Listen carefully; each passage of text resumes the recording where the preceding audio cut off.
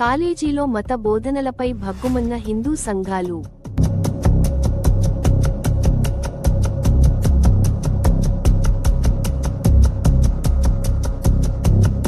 Tirupati SV polytechnic కాలేజీలో మత బోధనల అంశంపై హిందుత్వ సంఘాలు అగ్గి మీద గుగ్గిలం అయ్యాయి.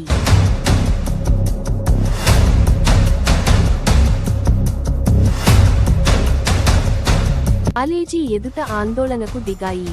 కాలేజీలో క్రైస్తవ పాఠాలు చెబుతున్న కాంట్రాక్ట్ లెక్చరర్ మాధవిని సస్పెండ్ చేయాలని డిమాండ్ చేస్తున్నారు.